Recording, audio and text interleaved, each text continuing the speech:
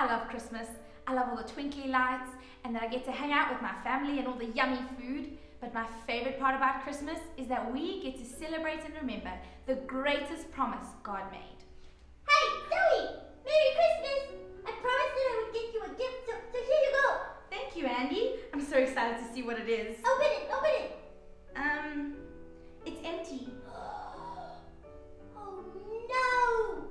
But I promised that I was gonna get you something, and I really meant it when I promised it. But you see, the thing is, I went to the shops with my mom, and then the line was so long, and I got distracted, and then I forgot why I was there, and then my mom said that we needed to go home, and I had so much chocolate, and oh, I'm so sorry I didn't keep my promise, Zoe. That's okay, Andy. I was just telling everybody that my favorite part about Christmas is that we get to celebrate the greatest promise that God made. Wow!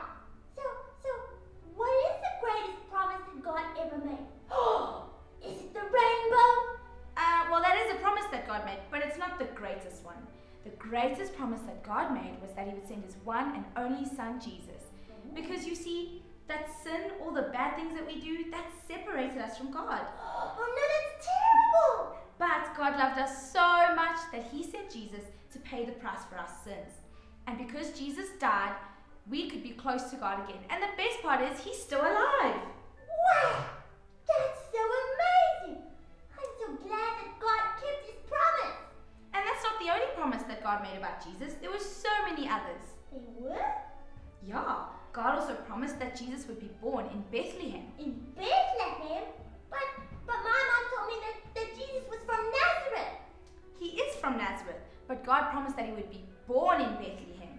And even though it seemed unlikely, God always keeps His promises. Wow, that's amazing! Another promise that God made about Jesus was that He would call Jesus out of Egypt. Wait. Egypt?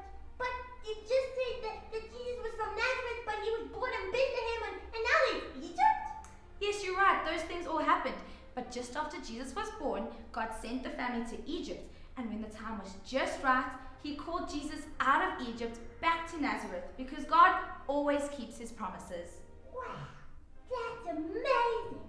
I'm so glad that God doesn't get distracted or forget what He was doing, and that God always keeps His promises. Yes, and the best part about Christmas is that we get to celebrate and remember the greatest promise that God made.